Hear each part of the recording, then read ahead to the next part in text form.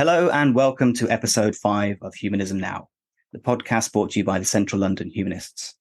I'm your host, James, and this week we'll hear a report from the New Scientist Conference here in London, discuss how humanism should be taught in schools and the importance of science and humanist communication. We'll also answer the mailbag question, is humanism a religion? And hear from our guest this week, Emma Park, the editor of the Freethinker. To discuss all of this and more, I'm delighted to be joined by our regular co-hosts here, AJ and Mark, fellow committee members here at the Central London Humanists. So AJ, I know you were over representing Humanist UK at the New Scientist Conference this week. How was the event and what were the main themes that you saw? Yeah, it was our first time attending. It was this past weekend as Humanist UK. We'd not been there before, and I was there wearing my Young Humanist hat, which is part, as we know, of Humanist UK, the national charity. And we had an exhibition stand there. We had some of our prominent members of the Humanist UK community and Orbit and UK humanist movement there who were speaking. Jim Al-Khalili was a headline speaker. Alice Roberts as well. So Jim used to be president of Humanist UK, and Alice is our current vice president. And as you can imagine, it was, in some sense, I wondered why we hadn't gone there before. But there's so many things that we could do as a national charity, and we can't get to all of them. But I'm glad that we got to this one this year. And it's, by all accounts, it was a fantastic and very successful event. And we're going to come back next year, as well as also just targeting a demographic that we think are really sympathetic to humanist values and the worldview. New Scientists, for people who don't know, is a science magazine. So there are a lot of curious, open-minded, free-thinking individuals all in one place in Excel Centre in London.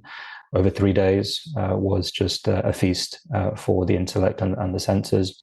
You can imagine some of the talks are about protecting the oceans. Jim Al-Khalili spoke about the scientific rational worldview, Plato's cave, and why rationality can really give us the best tools to understand and to tackle the challenges that we have in the 21st century. Alice Roberts was speaking about rituals and burials and how ceremonial aspects of humanism and the human condition are very important to us, and some latest research there. So it was fascinating, say, even for adults, from that point of view. And then one of the days was a kids' day, a schools' day. So science teachers and RE, humanities teachers and others, and also their kids, primary, but mostly secondary schools came, which was fantastic. It was just hilarious and just so much fun to interact with them, see their random questions, and that try to throw us off kilter. But I was going to say, did you have any particular? The kids usually have the best questions. Did any of them stand out for you? Oh, there were too many to mention. We had a Humanist UK quiz that's also on our website. Anyone can go to it. How humanist are you? And you can just see some of the super intelligent ones and just sort of who are on it, who maybe were exhibiting that old humanist value of questioning the question. They just wouldn't even finish the quiz. They'd just stop and they'd interrogate, how did you choose this multiple choice answer? Why am I being forced to choose that? And just in the process of that, we were able to just laugh and joke with them and explain to them, yeah, well, this is what the humanist worldview is about. There's no right or wrong answers. It's not as if you get higher on that quiz, you're a better person or not.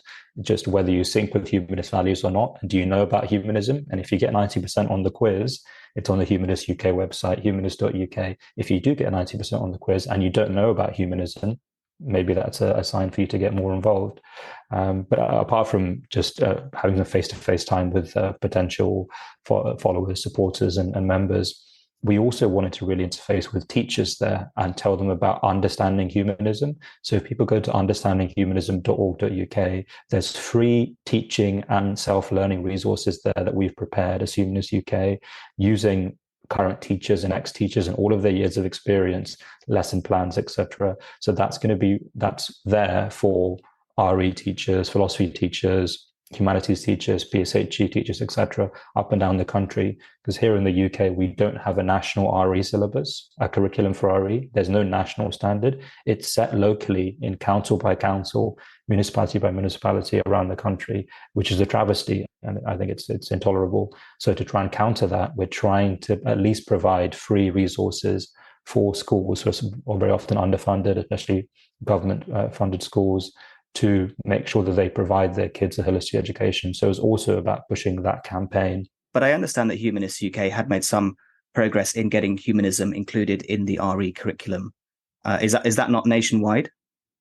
Yes. So, well, Humanist UK took the government to court, the Department of Education, in previous years, and we did actually win at the Supreme Court because we found that the DofE was not following the law in terms of providing that secular module. It's an optional module. That there should be a module there within the philosophy, faith and belief studies / RE studies that's offered at secondary school and primary school. There should be that option. To be picked alongside Christianity and Islam, etc., and not all schools that should have been following that were. So that is a breach of the law. But the penalties that it carries for a breach of the law are not often enforced, and they're not enough to make a nationwide change in the situation.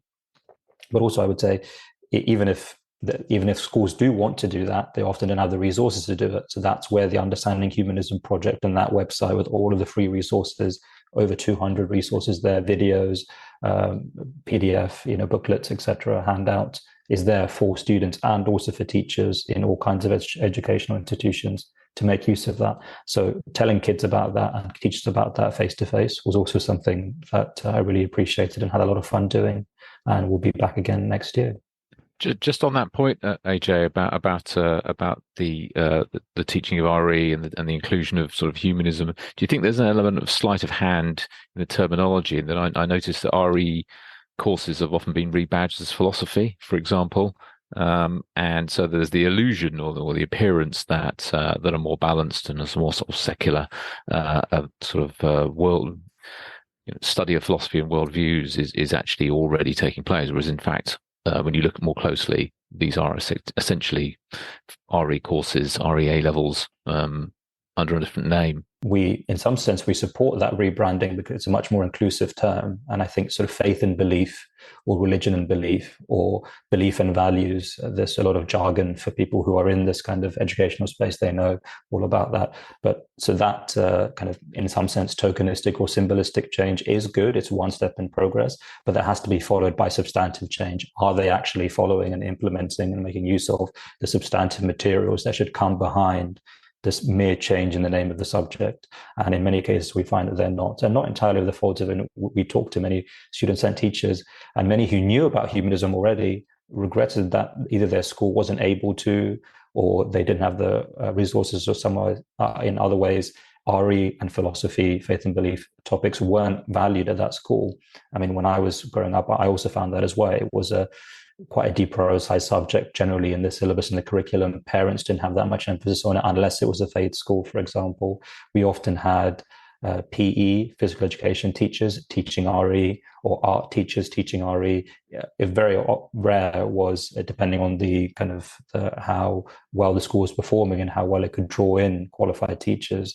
Often the people teaching RE didn't even have a history or a humanities or philosophy or any kind of related degree. It would just be whoever was available and who had a free period and didn't mind adding to their workload, which is not how such vital issues should be taught at such a formative age. Yes, agreed. Yeah, I'm interested also at the extent to which you talk about how taking the survey online and just hearing about humanism. A lot of people at the conference were sort of finding themselves naturally aligned if they weren't already humanists. I mean, I'm interested to how much humanism has sort of penetrated within that community. How many? I mean, often as humanists, we often find, don't we, that people say, "Oh, what's humanism? I've never even heard of it. What is it? I've heard of it. I had no idea what it is."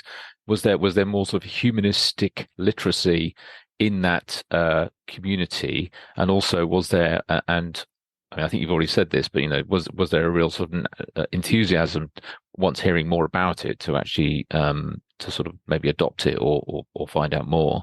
Yeah, certainly. And that's what drives our willingness and our eagerness to go back again next year. We think it was well worth our investment of time and resources as Humanist UK to go there.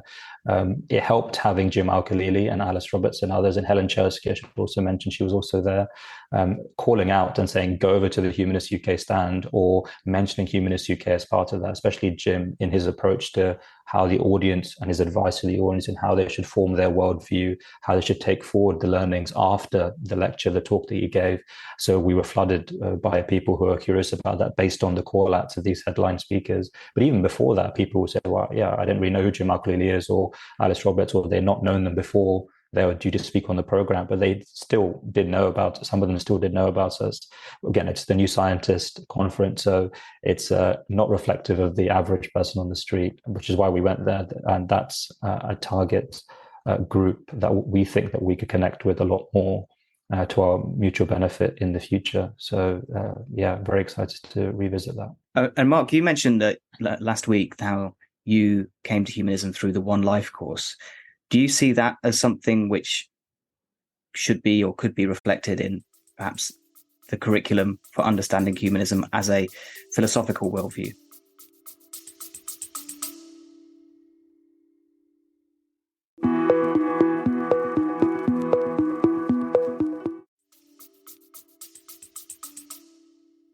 Yeah, it's certainly. I mean, that the One Life is pitched at a very accessible level, so I think it could be certainly secondary school pupils would certainly be able to access that type of material, and it's we could something like that, probably slightly more tailored, would be a really good idea. And I think also that the values of humanism. And this is what I was sort of getting at with AJ's experience at this really interesting experience at this brilliant conference, is that there seems to be a natural sort of connection and sort of synergy between humanist values and scientific values to some extent. So if children are learning about scientific values and they also hear what humanistic values are, explaining that way, including with modules on humanism and science, that there's also a sort of a natural resonance there, and people may well think, well, hang on, this is actually chiming very much with the core values of some of the key subjects that I'm learning, and in a completely authentic way, not in any way that is sort of manipulated, or that's just the way it is. So I think that is a potential strength in terms of teaching and increasing understanding and engagement with humanism. There's a lot of overlap. The same team at Humanist UK who helped us and the other initial local groups who piloted the One Life course, the same team at Humanist UK helped with those materials, has helped with the Understanding Humanism resources that are online for teachers and students. It was basically using the same experience, ex-teachers who work for Humanist UK. Yeah, so it's just a case of getting them out there more and getting more people to engage with them. Hence, going to the conference, which is a great initiative. Go out there and bang the pots, bang the drums. Yeah, excellent. Well done for doing that. And a question to both of you: what do you think is the importance of public figures such like the science communicator, like Jim Al-Khalili and Alice Roberts? We saw Adam Rutherford at the convention this year, another fantastic speaker. Humanist UK has a wide range of fascinating patrons. What do you think is the importance of public figures coming out and openly saying, I'm a humanist, these are the things that I believe? I think it's probably quite pivotal, because it's probably always been the way that people listen to, in whatever society and whatever technology of communications prevail, people listen to the most influential, the famous, the powerful, and but it's particularly the case now, I think, that we do need those communicators in the sort of in information age we live in, and to certainly, let's be honest, a celebrity culture to some extent. These may not be very, very famous celebrities, because obviously that tends to be inversely correlated with the worth of your activity. But they are nevertheless pretty famous people, certainly within the sorts of groups that we're looking at, or who are most likely to be drawn to humanism. So I think it's really important. And also, going back to what we were saying before, I think it's really interesting that how many of them are scientists, and that again, that shows that sort of natural alignment between scientific and humanistic world outlooks. We'll talk about this a bit later with when we look at the Emma Park interview. I think science and science communication and policy making and how that interfaces with science. We'll come on to that a bit later. But I think what Mark said there was really important about having actual scientists who are in the work, sort of at the coalface, being good communicators is very, very important. You can't always get both. And unfortunately, just the way the world is, perhaps the way that if as scientists become away from their bench or come away from the MRI machine and come away from being at the coalface and they become more authors and public figures, maybe there is a bit of a disconnect between and I'm talking about the wider scientific science communication community here, not necessarily people like Jim or Alice Roberts, who I think are exemplary figures in this. There is a bit of a disconnect, and then they become more into that celebrity commenting culture, which I think Richard Dawkins, for example, has fallen into. And that makes scientists who are actually on the cutting edge, scientists who are actually trying to tackle these, for example, theoretical physics problems or medical ethics problems, raise an eyebrow, because often what is said by the super famous celebrities and public figures about science, and consequently what comedians and other cultural artists and other cultural representatives and leaders convey about science is a bit different and often maybe a bit too overconfident and overstates the case as to sort of scientism and the philosophy of science and its ability to give us the truth, quote unquote, versus the humility that actually some scientists who are working at the coalface have, because they see day to day how difficult it is with just the realities of publication bias and difficulties in getting a certain answer out of a scientific experiment. It does expand our knowledge, but it's not often a binary thing. It's not often black and white. So I think it's important to have both. The other comment I would make is, and I was just talking about this with one of our members yesterday in CLH, the importance of female representatives who are showing that STEM career path can be attainable and that you can be respected as a public intellectual. Alice Roberts is the professor of public engagement in science at the University of Birmingham, for example, an excellent role model, not just for the humanist stance and worldview and the way she conducts herself outside of her science and broadcasting work and so on, which is also excellent and has fun and is a very approachable and nice and kind person. So living the humanist values in her personal life as well, and on Twitter, social media, etc., but also doing the hard work of, a la Carl Sagan, the public intellectual representative of science who can be an ambassador to, say, the discourse and debates with religions and other worldviews. So I think that the importance of strong female figures in science is exemplified by some of our patrons and vice presidents and presidents. For those who don't know, tell us what STEM stands for. Science, technology, engineering, and maths related subject. Came out through a discussion with a female member on WhatsApp yesterday in CLH, and what she was actually referring to economics, but it also applies to STEM subjects as well. And we mentioned Alice Roberts and also the newly awarded Nobel Prize laureate in physics, and Willier, who's again also an excellent figure that young people coming through their educational journey can look up to and say, that's someone that I want to be, that's an inspirational figure. So I think that's very, very important. And having people like Alice Roberts come to the stand, sign books and meet people, and she met 5-year-olds, 6-year-olds who were just overjoyed to see her and say, oh yeah, I've watched all of your documentaries. I think that kind of face-to-face time and that human element is really, really important, to be there in person and not just to have an online presence. So very happy with what we managed to achieve at the New Scientist Conference. Just before we close part one of the podcast, I would like to mention, if anyone is involved in working in a school or a parent who would be interested in having their children learn more about these topics, Humanist UK run both a teachers network and a school speakers program, which is entirely voluntary, and any parent or representative from a school can request a speaker. And we will link to both of those programs in the show notes. One person who is very much involved in not only challenging religious dogma, but also challenging the scientific consensus is our guest this week, Emma Park, the editor of the Freethinker. And I was fortunate enough to have a very fascinating and in-depth conversation with Emma.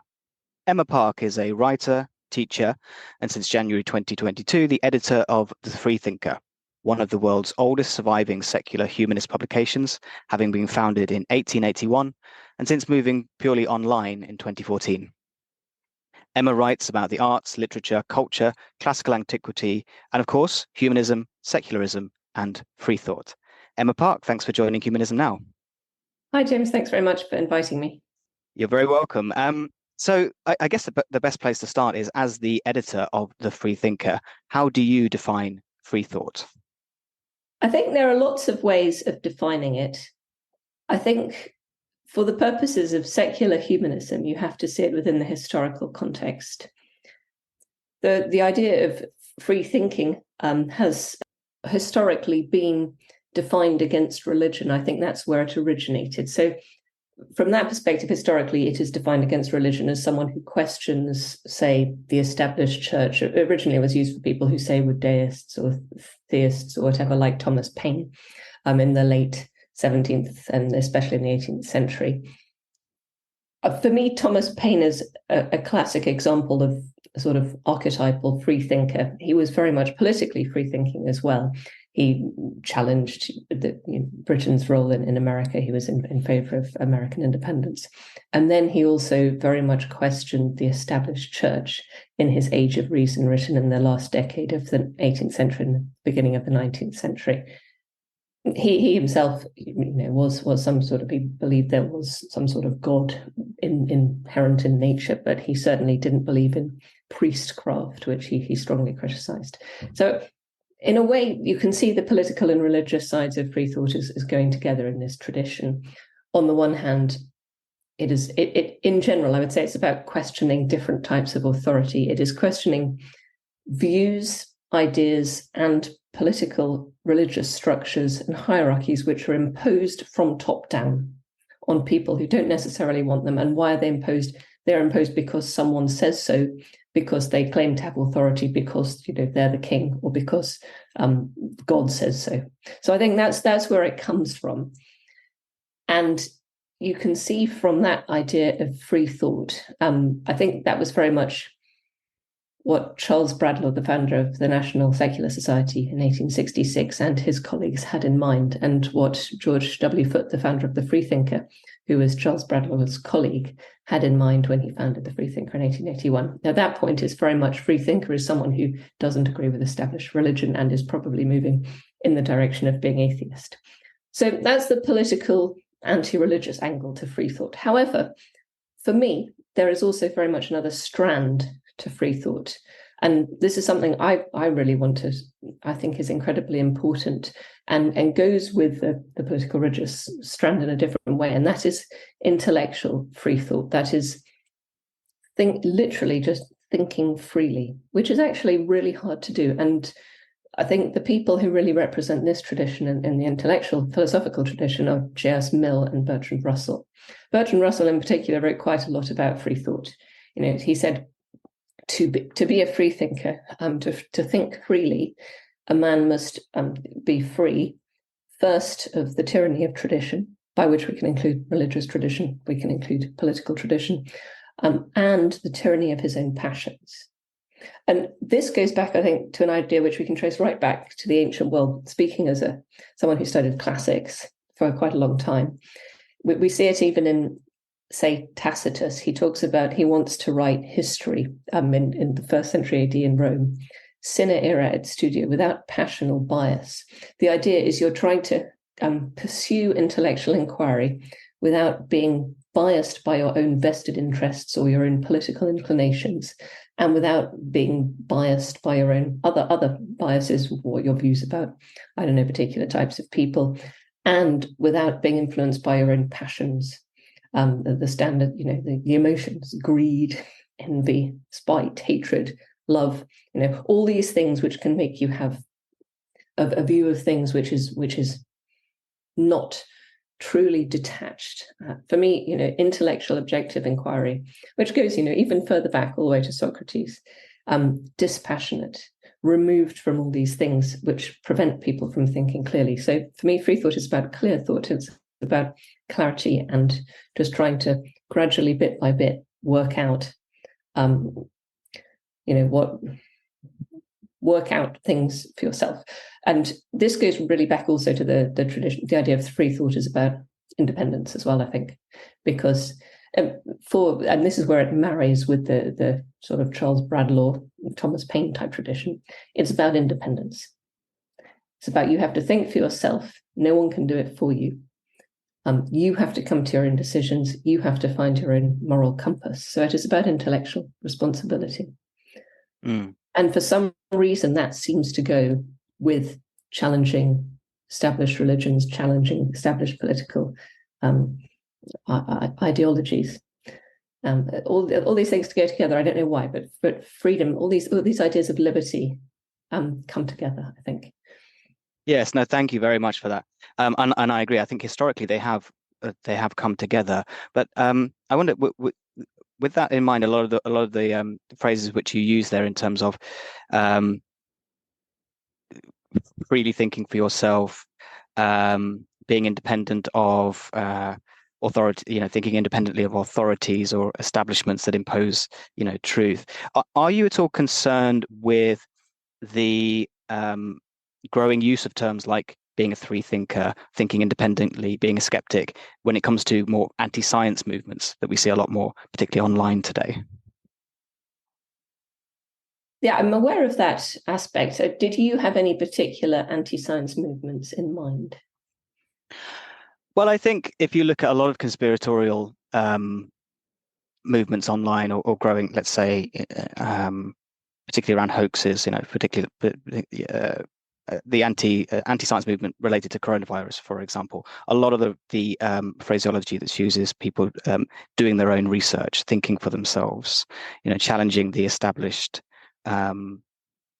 narrative of what is happening. So this is a sort of creep of terminology, which is using a lot of the freethinker language to instead challenge perhaps the scientific consensus rather than the religious status quo as it was previously used, or more authority-based power structures. Yes, that's an interesting question. Certainly, free thinking has been used in many different ways, and it is definitely used by people who, most people would consider conspiracy theorists in a number of different ways. It's also used. I mean, if I look, say, I just did a little bit of research prior to this on the idea of free thinking. If you look at, say, from the Telegraph, the Times, the Guardian, they all use free thinking in all sorts of different ways. Shakespeare was a free thinker, says some actress. Yes, he was in some sense. Who else do we have?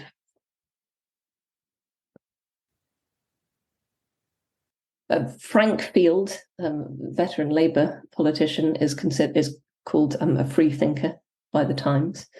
And the Guardian, we have back an article by Ibn Warraq, the anonymous critic of Islam, defines a freethinker rather well, I think, as not in the narrow sense of someone who does not accept the dogmas of traditional religion, but in the wider sense of someone who has the will to find out, who exhibits rational doubt about prevailing intellectual fashions, and who is unafraid to apply critical thought to any subject. Now, I would agree with all of that.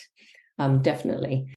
I think the sense of individual responsibility does matter. Now, during the pandemic, we had this situation where scientists were given, or some scientists, not all scientists, because not all scientists agreed, but some scientists who were in a position of political power were given, were sort of exalted. And we had this idea that science, not the sciences, not different sciences with their different approaches, not different particular experiments with different particular results, but science en masse was elevated as a sort of religion. And for me, I think that is problematic when that happens, because if you elevate anything, even science, to the status of being unchallengeable, then that is no better than anything else. That turns it into a religion, effectively. And I think I think one could also say that during the pandemic, we had this idea that science should dictate policy. But I think another thing we have to consider is, whether science and policy are the same thing, or how they should relate to each other, whether different considerations should be taken into account when deciding how to deal with a particular virus in a particular situation, or a particular vaccine in a particular situation. And so for me, I think free thought is about making distinctions. This is what philosophy is about. I mean, I was just talking to Alex Byrne, the professor of philosophy at MIT, and he said, well, what philosophers do is make distinctions. For me, this is absolutely essential. I think one risk with science, as it is described in the media, as with anything else, it is very easy to generalize. It is very easy to put something up on a pedestal as this sort of abstract, holy idea. But nothing, I think, for the freethinker should be above questioning. Nothing should be above criticism. That is not to say that you should be irrational. That is not to say you should be unscientific. Of course, I think actually one of the challenges of free thought is that it requires thought. Some people are not necessarily capable of thinking thought. Some people take their opinions straight from whichever newspaper they read, be it the Telegraph or the Guardian. They don't necessarily think about every single opinion they have. They just spout what other people say. It's very difficult. We none of us can become an expert in everything. It's hard enough to become an expert in one tiny field. Of course you can't become an expert in everything. Of course you have to rely on other people, and if the scientific consensus is X and I'm not a scientist, then of course I should, say, well, for now, I take that as being the scientific consensus. Of course, scientists change their minds. Scientists are not infallible. So that is again, something to bear in mind. But, it is all about being aware of these different things, weighing up the different evidence that is there.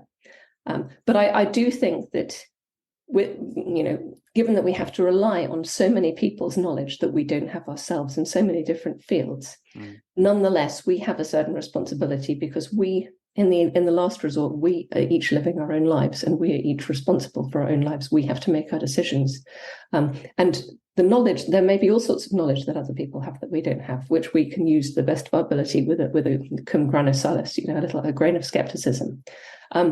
But the moral compass is each person's alone. And for me, that's, I think, what Charles Bradlaugh really means when he says, think for yourselves. You can't necessarily rely on anyone. You can't rely on anyone else. If you say, oh, that person made me do X, that's completely taking away from your sense of personal responsibility and self-determination. Yes. No, I understand. Yeah, totally. And I think it comes back to the point you mentioned at the start, that as much as I think everybody would like to consider themselves a free thinker and thinking independently, it's actually much more difficult than it seems in a very messy, complicated world where everybody's got things that they immediately need to tend to. We can never have perfect information, and it's very difficult to find unbiased information. There is you have to outsource some element of your thinking, and I guess it's being aware of your biases, but also defining what your criteria are for believing something. And so I wonder, with that in mind, what do you see as the relationship between free thought and free speech? I think they're essentially interconnected because, in fact, I was just recently reviewing a book for the literary review by an academic called Simon McCarthy-Jones, who's a psychologist in Ireland. And he wrote this fascinating, really interesting, really well-researched book called The Battle for Thought, which I would highly recommend to anyone who's interested in this topic, all about the psychological implications of what it means to think freely and how we think, based on modern research about these topics. And one thing that he writes about, which I'd never really thought much about, is this idea of that thought need not be independent, need not be just the individual. Thought is often really good if you think in a small group. Thought perhaps doesn't work so well if you're in a mass of an enormous number of people, because they all end up following the herd or following one speaker. But if you have a small group of individuals who are all, thinking well, coming from different perspectives, that's one of the most effective ways of really coming to a new idea. And that had never occurred to me, but I think... Is there an ideal size of the group? I'm not sure. That's a very good question. But he said small group, so I'm assuming a few people. But if you think of it like that, then that is another excellent reason for why speech needs to be free, because, of course, we need to communicate with each other in speech. Speech is the language of intellectual thought. It is the language of abstract thought. It is the language of reasoning. It is also the language of the emotions of expression as well. So speech and thought are completely inextricably intertwined. They've got to be together. You can't have free thought without free speech. And I think this point was very perfectly demonstrated or illustrated by 1984, George Orwell. And I really think, for me, he is a master text on this issue. I think some people, perhaps on the hard left, don't like him these days because they think he's too much in favor of free speech. But I would say that actually, once you get any really entrenched ideology, which starts to say you can't use certain words for things. Once someone tells me I can't use certain words, that makes me suspicious. That makes me think we're getting to a 1984 situation. All these words have to be used. They have a meaning. Once you cancel out the word, you cancel out the meaning. Yeah. And what do you see as the main threats to free speech currently, and therefore, by extension, to freedom of thought? I think my view about this is changing, actually. Certainly, the papers in the last few years have been full of issues of cancel culture. That would be the thing that springs to mind most. In a way, I wonder whether cancel culture is a bit of a distraction. We had an interesting article in the Freethinker a little while ago by a law professor from Hong Kong who's now exiled from Hong Kong, in which he says, well, cancel culture is actually distraction because what really matters is resisting serious oppression, like the oppression of the Chinese state on people who don't agree with them politically in Hong Kong. Hence why we've had a huge diaspora of Hong Kongers to the UK, for example. So I think it's about getting your priorities right. For me, actually, I would say that the biggest threats to free speech, or the biggest problems, the biggest challenges that we really have to think about for the future, come from technology and come from the way that technology is being used. The idea that big data can harvest so much information about us that it can sort of tell us what to think by sort of prompting us with adverts which tell us certain things. The idea that companies or the governments can sort of build up an entire profile of who we are, study that, and then sort of, again, just try to manipulate us through speech online or in other ways too. And as Simon McCarthy-Jones also says in his book, they are developing mind-reading tools which are phenomenal. It looks like at some point, not too long from now, and they're even apparently starting to do this already, so there will be literal brain-reading machines which can sort of detect what music you're listening to, detect what words are in your brain at the time. For me, that is terrifying. And also, I think another big challenge, I don't know if it's the threat, but it's certainly a challenge to free speech, is artificial intelligence, ChatGPT, for example, because, well, I don't know whether it's a threat, but all I know is we're going to have to entirely rethink what speech means with ChatGPT. Does actually composing a letter, composing an essay by yourself mean anything? Is it more valuable than letting a computer do it for you? How will our communication be affected by the fact that we can just sort of automate even our communication? Will we ourselves just become extensions of computer programs? So I think these are all issues which are really taking over from many other ones, and I don't know where they're going in the future. It's fascinating. We had there was a very excellent talk at the Humanist UK convention this year by Susie Allegra, who's written the book on freedom of thought from a legal. She's a human rights lawyer, but specifically looking at the technology developments. So I think we're hoping to have her on the podcast soon. But I definitely think that's she highlights again AI, but and social media as really the biggest threats at the moment to our freedom of thought and the technology wave that is coming for sure. Can we talk a bit about the state of various non-religious movements in the UK? You've been with the Freethinker now for a couple of years, and I know you're previously the host of the National Secular Society's podcast as well. The movement really flourished in the 20th century. I just wonder what you feel like the state of the various humanist, secularist, atheist, freethinker movements is at the moment, and are you seeing any differences in our approaches? Yeah, that's an interesting question. I probably consider myself a secular humanist. I certainly consider myself a classical humanist, with a slightly different meaning of humanist. Would you mind drawing out the difference in the distinction there?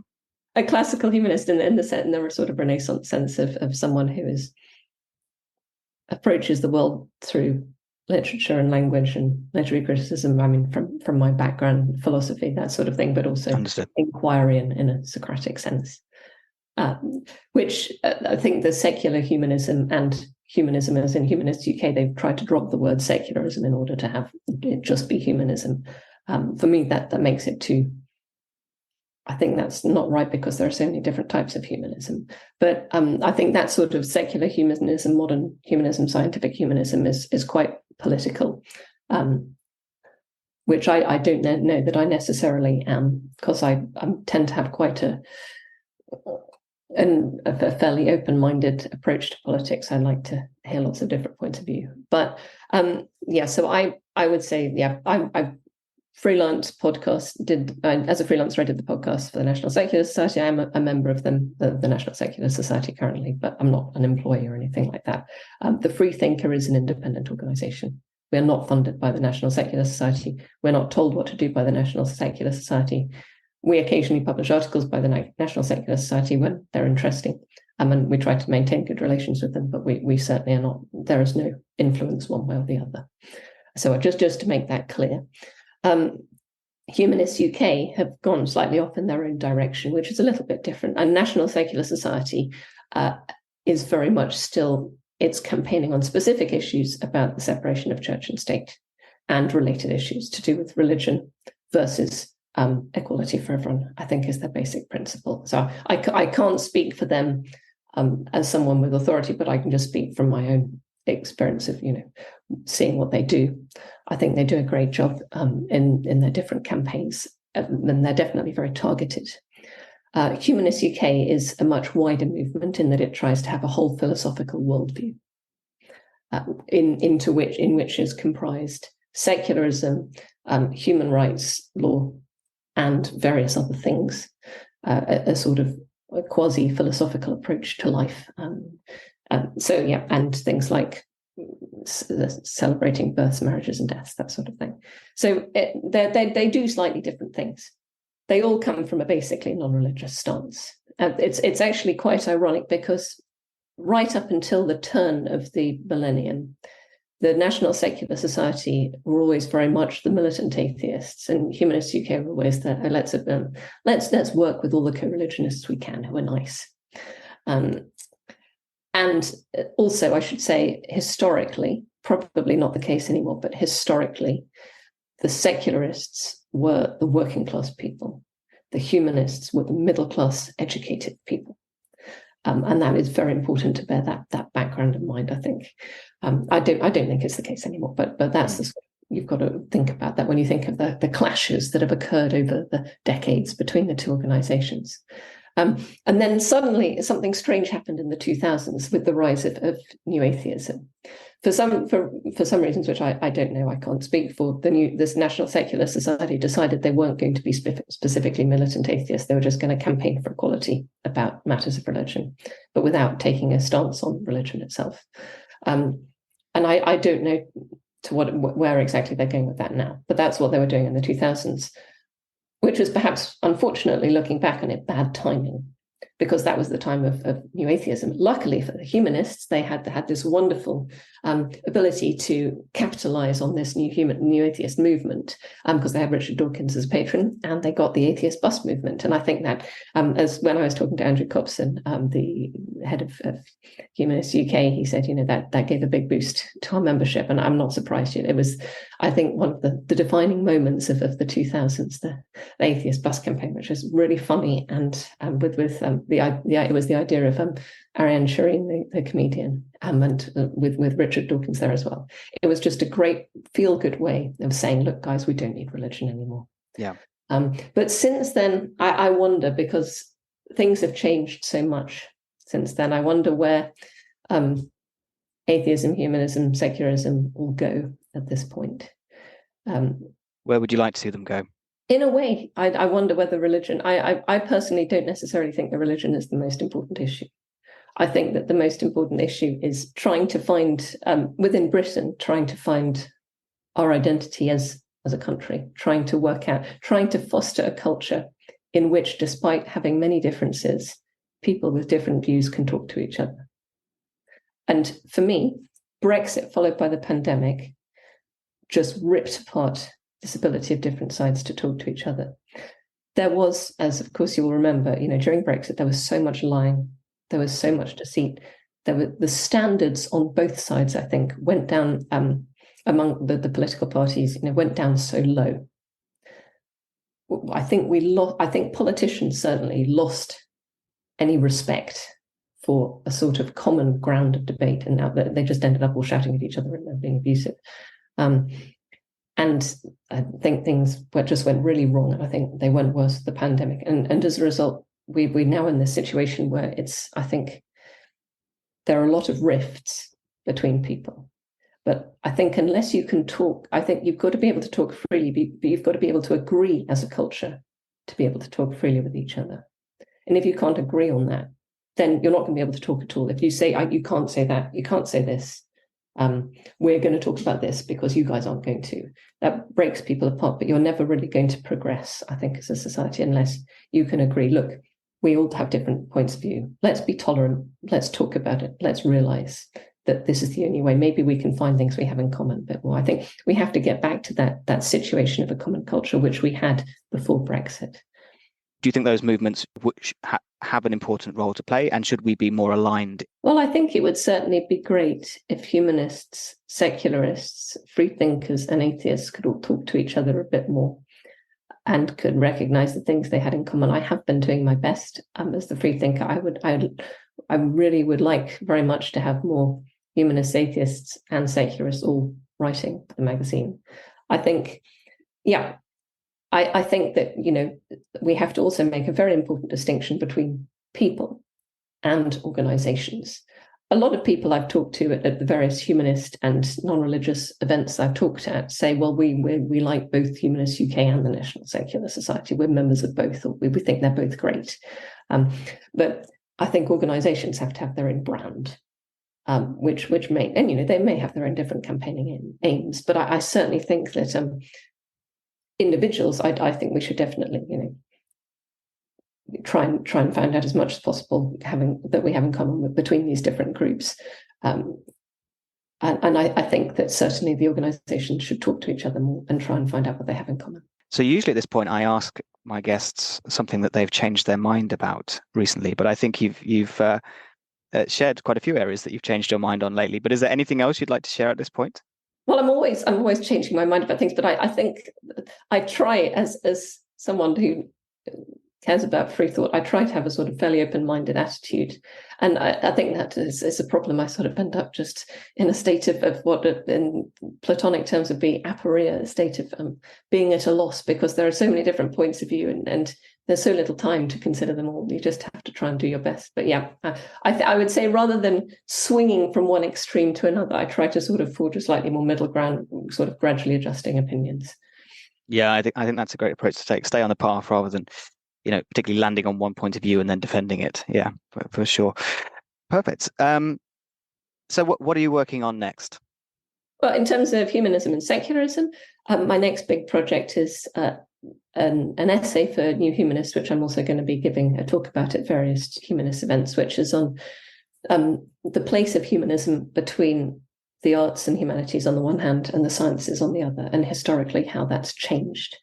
Because I think, as I mentioned briefly before, you have these different strands of humanism. One is a sort of more an older humanities humanism. One is a more modern sciencey humanism. So can they be reconciled? I recently read Humanly Possible by Sarah Blakewell, and it really opened my eyes to the fact that humanism was born out of that same strand, as you mentioned, of classical humanism, of it being part of the more part of the arts than what I'd grown up with thinking this was a purely scientifically driven movement. So I think that's a really interesting area to explore. Yes, and I when I interviewed Sarah Bakewell for the Freethinker, that was certainly very interesting to hear her views on that. And I think her book is important because she is not aligned with Humanist UK as an organisation, although she's obviously sympathetic to them. And I think that her argument sort of has three different strands of humanism: Renaissance humanism, 18th century Enlightenment humanism, and then modern humanism. And again, it's a question of testing whether those work together. Well, she's a free thinker, so she's not aligned. Yeah, and then definitely she defines humanism partly as being about the free thought, and I think that's actually essential to humanism. Before we go, could you tell our listeners in 30 seconds why they should subscribe to the Freethinker? If you're interested in an irreverent, lighthearted take on a sometimes lighthearted, sometimes serious take on issues about secularism, humanism, and broader flashpoints of debate, I guess, looking at things from a non-politically aligned viewpoint, then try the Freethinker. Emma Park, thank you so much for your time, and thank you for joining us on Humanism Now. Thanks, James. Emma Park there. Always fascinating, always engaging. Really was a pleasure to speak with her again. Mark, now that you've had a chance to listen to Emma's interview, and I know we heard from Emma last year live at one of our events as well. I wonder, but based off of that, how would you define a free thinker? Yes, I think I'd probably piggyback on some of the ideas that Emma expressed there. So I really like the idea that it's about sort of really making an effort to be objective and to try to detach oneself insofar as one can from one's own personal biases and prejudices and emotions. This is obviously, not something that can ever be achieved to a complete extent, but I do think that that is sort of something which is very much also at the heart of the sort of humanist project. Well, in my view, that to try to apply a rational and a sort of objective approach to life insofar as we can. And so, yeah, I really liked that, but also it's a sort of recognition that that's not easy. It's a struggle, and you have to be sort of comfortable with being uncomfortable, I think, in order to try to attain that. And and it was really interesting when she came to speak to us last year about on a slightly more lighter subject, but which nevertheless had some real heft behind it around the I'm going to get the terminology wrong, but it's the Unified Church of the Flying Spaghetti Monster, or one of the chapters, or do be respectful. Yeah, apologies to any of the devotees of the church if I haven't got it completely right. Yeah, but that was a fascinating event as well. But we could reflect on as well. AJ, was there anything that you wanted to comment on from the interview? I thought it was a fascinating interview. Yeah, thanks for including her, and I hope to hear more from her in the future as well. She covered a lot of fascinating points. I mean, science and policy making, we mentioned this a bit earlier in the episode, and how we should view science not as some kind of a monolithic ultimate source of all truth, as a philosophical concept, because that's where we can get, as Emma said, we can get tripped up in almost treating, for example, the chief medical officer or the chief scientific officer in the UK during the COVID pandemic lockdowns as some kind of infallible prophet, making proclamations or predictions, prophecies about how the virus will behave. I think the public understanding and of the philosophy of science and how that interfaces with policy making and where there's a role for democracy, because, for example, in many ways, the scientific approach isn't a democratic one. In the same way that the voting in of political representatives is, or, for example, citizens' assemblies are in determining what policies a society may wish to follow. Scientific consensus, the 97% of scientists believe X, or the science being produced as the marker for what an evidence-based empirical investigative approach will say about some medical issue. I think that's not very helpful, and I try and avoid that personally myself, saying the science or this is what scientists believe. We can say that there are theories, there are hypotheses, there are ideas that we want to test and then see how useful that model is in terms of delivering us results, and we pick and choose the best ones. So not only do our political representatives have to be scientifically literate, but also there has to be a general education amongst the populace for that.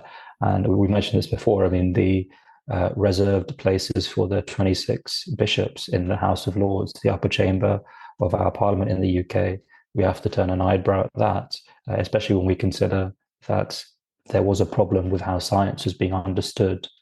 And Emma mentioned the pandemic. That's why I'm mentioning it during the pandemic, but also with other things generally when it comes to euthanasia, or when it comes to how the NHS should be run, or when it comes to sort of anti-smoking campaigns or the classification of recreational drugs. In so many areas, what the philosophy of science is actually, and what it's perceived to be sort of in the public. And as you said, sometimes by the popular proponents and allies of humanists and scientific rationalists, it's sometimes overstated. And no wonder if people put science on that pedestal and then they realize that actually science does get things wrong. Sometimes we have to reevaluate our opinion.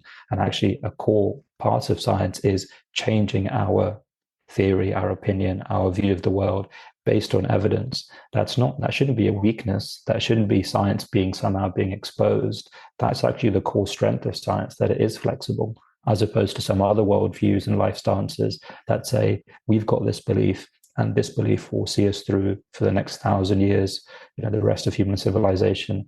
That's precisely what science isn't. So that was one thing that I really found valuable. The other thing is how you both talked about how people in some sense want a free lunch. They like the idea of being a free thinker. Who wouldn't? To compliment, oh, you're a very free thinker, you're a very bold thinker, you're a radical, you're a maverick. That's an easy compliment to take, but that comes with a lot of baggage. That comes with a lot of requirements and responsibilities. Some people just want the free, but they don't want to do the thought. So I found that quite amusing, what you and Emma said. The skeptical and critical engagement being good for thee, but not being good for me, that's also a problem. And that ties into a natural human psychology, which Emma also mentioned there, about group dynamics and coming to a consensus, and how do we have good discussions. It pricks our ego to be exposed to the same kind of critical engagement and skepticism that we're happy to put on others, but we don't apply to our own views. And Emma has a lot of experience of understanding conspiracy theorists, and her magazine writes a lot about that. So I think that the honesty of looking in the mirror and applying that critical and skeptical eye to both what our own views are as well as to others is important, not just as a humanist value, as an honesty and a humility in that, but also for addressing some wider societal ills, especially as it relates to populism and conspiratorial thinking culture, especially online. Can I just come back on? I'm really interested in what you said, and also how that ties in with what we were talking about earlier in terms of free thought and the right approach to a true scientific approach being a questioning mindset, not dogmatic, being prepared to change, when the evidence changes, the worldview changes as well. And it's interesting how, as you were talking about populism and conspiracy theories, that maybe there are a lot of people are comfortable with, or perhaps being conditioned to take their views from authority or from those who have, the loudest voice in our society, and that what you're talking about earlier about science education, and the importance of sort of promoting science within society, as the New Scientists are trying to do, getting that across to children at an early age so that they actually start to understand what science is and what it isn't, and therefore and how free thought is embedded in that you can question, that you don't take anything as a given, without it being properly supported and debated and interrogated. I think there's a useful connection there to be pursued, which is obviously what Humanist UK are doing. Yeah, I definitely think there should be more education around teaching kids how to think, rather than just science being presented as a list of facts. That does present it as almost an authority, and these are things which cannot be challenged. But actually carving out maybe a separate course or a separate part of the curriculum, which is around, okay, how can we evaluate evidence? How do we know something to be true? How do we weigh up two different sources? Critical thinking as a skill. Being a free thinker as much as it is a compliment, AJ, I think you're right. And I think most people would like to think of themselves.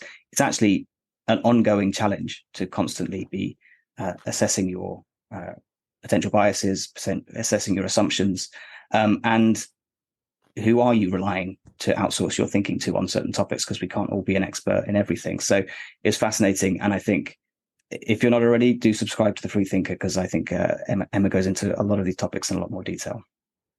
If I can also mention something about the circling back to the psychology of public communication and public health and public intellectualism as it relates to science, there is an element of behavioral dynamics here, or game theory, and we saw this again during the pandemic. How do you get a populace or a population, a group of people who may or may not be scientifically literate, and sometimes even when people do know what the quote unquote right thing is or responsible thing is to do, based on all the evidence, that they've seen the vaccination numbers, they've seen other people carefully laying out the reasons why they should do something. Human psychology is such that still we may not want to do that. We won't take the evidence as given.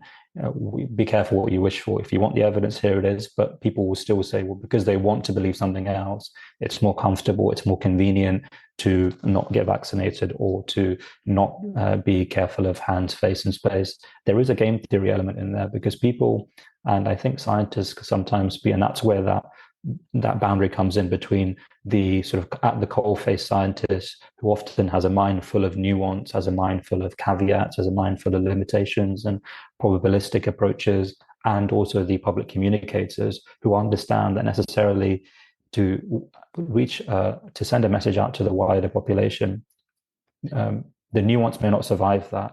The people, the average person on the street, just wants results, just wants action. They may understand that science is a complicated business, but they say, well, you figure it out, you do the complicated stuff, you look at the p-values and the statistics, and you digest it, and then you give it to me, and you tell me what to do, in some sense. Not because they're believing that science is a religion, and they shouldn't do that. If they do, that needs to be fought. But even if they understand that science isn't that, they still, because of their time, capacity, and so on, as you say, James, they want their political representatives or other experts to, in a sense, do the hard work for them and give them a responsible model to follow. So the exposure of almost all of the nuances and all of the caveats can sometimes be quite tiring. I mean, not to patronize people, I think I'm a big believer in Cartesian common sense and the intelligence and the wisdom of the common person, the lay person. As you said, we're all lay people in so many fields. That's not our specialist field, or field that we may have been educated in, and not all of us went to university. But there is an intelligence and a wisdom there. But it's more about the realities of the pragmatics of someone's daily life and how many hours they have to spare. So that's where I think we need the best and brightest minds of all ages, sexes, genders, etc. As you mentioned before, having those role models to ensure that we do harvest that intelligence that's there within our communities and our species, and put them towards science communication, rather than maybe some other kind of less productive financialization or other aspects of the economy where those minds could be better served. I think that's a disparity and an unbalance that I see at the moment in how we're directing our young minds. Yeah, I think that there is a clear challenge for science communicators in that cutting edge science is going to be uncertain and may change just based on the fact that these are things that haven't been discovered before. But I think what we're all getting towards is people are much more convinced by a message that is delivered with confidence and certainty. So this is where particularly science communicators, or those who are presenting the latest information to the public, have to tread a very fine line, I think. Yes. Yeah, absolutely. And we have to be transparent. I mean, it's okay. I think people can understand nuance. People can understand, okay, we're not entirely sure about what the best course is here. For example, it's a new virus. But if we're transparent with people and say, we know that there is here are the risks, just as a doctor may explain to a patient, okay, it's one-to-one communication as opposed to one-to-many. If Anthony Fauci or the chief medical officer here in the UK stands up and gives a message or a speech to the whole nation, it's a bit different. But the psychologies aren't a million miles apart. having that transparency and having that openness, I think ultimately will reward us. And it's definitely better than trying to be deceptive or trying to be somehow insecure about the things that we don't know. And it's important to be transparent about the limitations of our current worldview and what model of understanding we're currently using. Now, you led us on quite nicely a minute ago, AJ, talking about, people considering scientism a religion.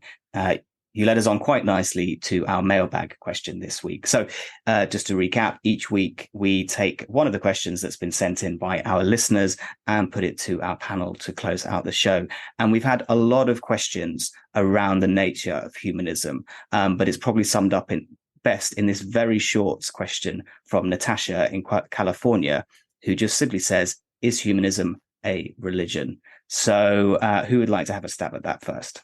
Shall I just comment? Yeah, I was going to say, well, I mean, I've recently been doing a little bit of reading about the history of humanism, and it's interesting how it evolves. It appears to evolve out of sort of nonconformist Christianity to, in this country anyway, and I think in America as well, and Unitarianism in particular.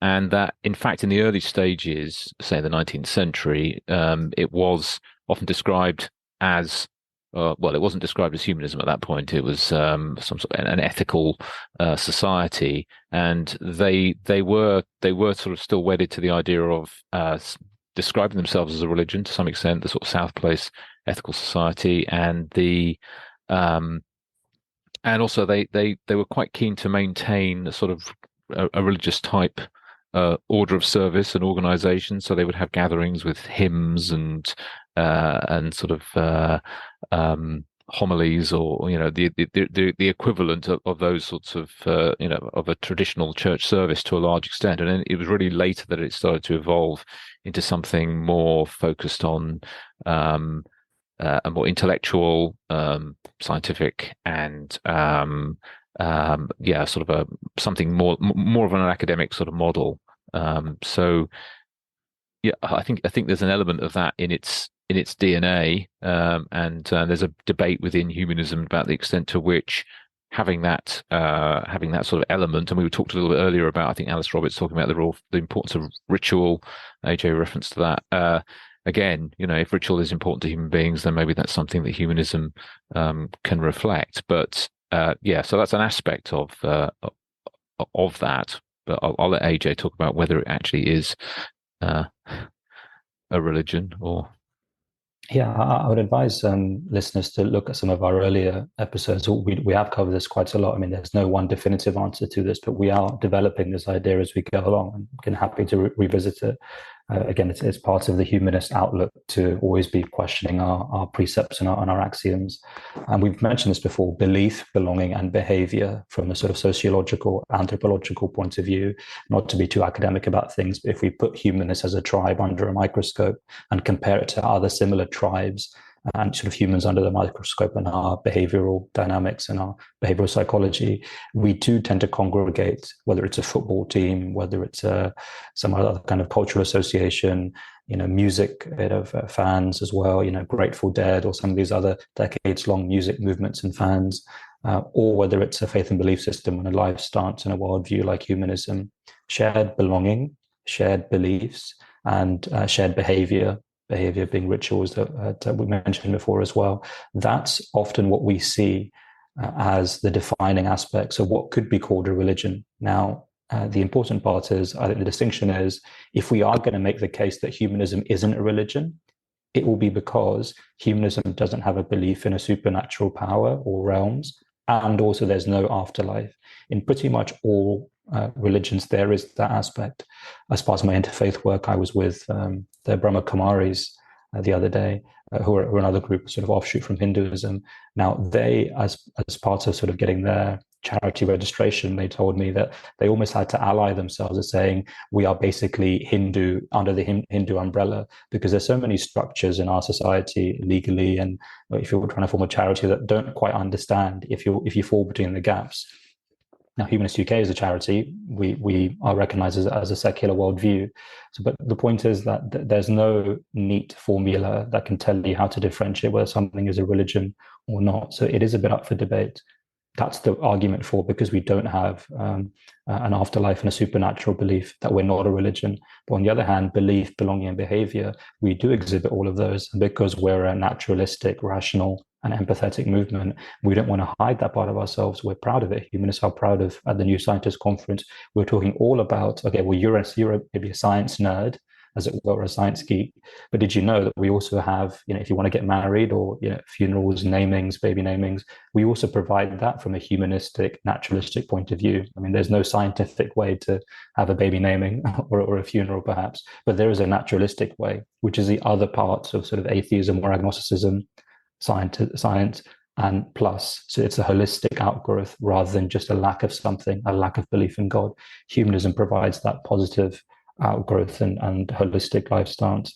So it's, for the listener who asked that question, it depends what you define by religion. Often people ask me, do you believe in God? And my first response will be, what do you mean by God? What's your understanding of God? And then I can tell you whether I believe in it or not. In the same way, that's what religion is. For some people, religion is just a checklist of, you're born, you do this, you get confirmed, you work in this way, you get married, you die, you pray, and you go to heaven. If that's your checklist of certain things that you just do, humanism offers much more than that, I would say. But the important thing is to join. I think if you like the views and the way that we engage with issues, being part of the movement, and you can actually influence that. We've modified, for example, the Declaration of Modern Humanism to be more appreciative, and recognition included there of sentient organisms, for example. So humanism is evolving, and it should evolve as the challenges of the 21st century also evolve. So we're not set in stone, but we do have certain fundamental principles that I think spring from our human nature. So whether we're a religion or not as a label, I think maybe is a bit of an overrated as a question. But thinking about it is certainly valuable because it helps us understand ourselves better. Yeah, I think that's really interesting, AJ. And I would also sort of maybe frame that in the sense that as a humanist, we would see religion as man-made, and therefore that many of the characteristics that the sort of movements you describe have, we found across a whole range of human organizations and societies, and the fact that religions exhibit those, and so do we, is not surprising. I feel much more comfortable coming down the side of saying, no, I don't think that humanism meets the criteria of a religion. Mainly because I think if you look at most of the definitions of what it means to be humanist, there is usually this, one of the shared views is being non-religious. And also thinking about some of the definitions, that the more formal definitions that we see, particularly the Amsterdam Declaration, as you mentioned, AJ, from Humanist International as an alternative to religion. So I agree in terms of there are some generally shared beliefs, there may be some shared behaviors, but in terms of those 3B, the 3B definition of religion, I think what humanism doesn't have is sort of directions of this is how you should behave, or this is how what you should believe. It's much more, we're more kind of a self-forming group of like-minded thinkers. And I think the final reason why I probably wouldn't call humanism a religion is that most of the people I would say almost everyone I've met who would call themselves a humanist would not call themselves religious, or would not say it is a religion. And I think it's good to be respectful of people within a group if they don't view that group as a religion, to agree that it's not. And I think we also see this with other political movements or philosophical movements, that people start to call it a religion, usually as a criticism. It's usually people outside the group saying, oh, it's become a religion, as a criticism. So most of the time that humanism is called a religion, it comes from the critics, and most of the people who are actually supportive and part of that community themselves tend to say that they are not religious. So that's why I would come down the side of saying I don't think it meets the criteria. Which can be quite self-serving, though. If it is in danger of becoming a religion or a cult, the people inside of it will be the last people to say it, for obvious reasons, because no one would like to think of themselves in that kind of a bad light. But yeah, I agree. I think the academic 3Bs, the sociology and anthropology aside, for the average sort of person on the street, and also how I express myself, I do say it's a non-religious movement. I don't think I'm a religious person in that sense. But again, the same with like a belief in God. I mean, Einstein had a belief in God, Spinoza did. So there is to be true to our humanist roots, there are a bit more nuances and complexities and grey areas in there, which are always there. But as just as an elevator pitch and to answer a simple question. I agree with you, James. I think it's not a religion specifically because there's no belief in an afterlife and there's no belief in a supernatural force, which all religions have. Even the Brahma Kumaris, they have a belief in the soul existing afterwards, even though they don't have a book, they don't have a leader, they don't have a prophet. And many of these more spiritual but not religious religions or belief systems will have that. But I think the key things are belief in an afterlife and supernatural realms or forces or existence of the soul after death, which humanism definitely doesn't have. There's also an element of hypocrisy in the charge in that many of those making it are themselves religious. So there's an element of accusation. You're just a religion, but it's coming from Come people down to our rather level. Yeah, exactly. Yeah. But also then the evolution of that approach is to say, well, actually you are, even if you don't think you're religious, you are really, because you're piggybacking on religious ethics, or in fact the existence of God, which makes everything you do possible. So there's a sort of an evolution. Hotel California, you can check out, but you can believe. Exactly. Yes, you may not think you're religious, but really you are. But there's no answer to that really, other than scorn, I would suggest. If you're so desperate, we said this before, if you're so desperate to label us a religion, okay, that's fine. If that's what you need to float your boat, that's okay. We would say we're a non-religious movement, and there's an academic debate to be had in good faith. But if you're doing it in bad faith, then I think there's not much time we have to waste time with that. Absolutely. Well, I think we could easily talk about this for a whole episode, and I think we've managed to raise more questions than we've answered again. But Natasha, I hope that has given you some more information about how to define humanism. And if you have a burning question for us, please do send in your questions or anything you'd like us to talk about here at Humanism Now. Just before we go, I'd like to open the floor to plug any upcoming events. A few upcoming events that we've got coming up is the Trans Day of Remembrance on the 20th of November, which is a really important event. That's marked sort of outside of the humanist movement as well, but Humanist UK and LGBT humanists, we played an important part in that. And that's going to be in London on the 20th of November. It's a remembrance ceremony and then kind of a social meet afterwards. So please do go to the Humanist UK website to look that up. And then a bit before that, on the 14th of November, there's one of our headline lectures of the year in honor of Voltaire, the Voltaire lecture, which is going to be on a fascinating anthropological topic this year. And I'm going to be there as well with many other young humanists. So if you're interested, please do look that up as well on Humanist UK website and socials, and hopefully see you there. Yeah, I'd also like to give a shout out for an upcoming a talk that we have at CLH in association with the Association of Black Humanists, which is going to be held on October 31st at the old Diorama Arts Centre, where we have our talks. And this is to celebrate Black History Month. And there's going to be, join us for an evening of reflections, and we'll be making new connections and hearing from a fascinating group of speakers assembled by ABH, and there'll be plenty of opportunity for discussion and socializing, and it should be a really enjoyable and interesting evening. Thank you, AJ and Mark, and we will include links to all of those events in the show notes, and we hope to see many of you there. And thank you, listeners, and we'll speak to you next week on Humanism Now.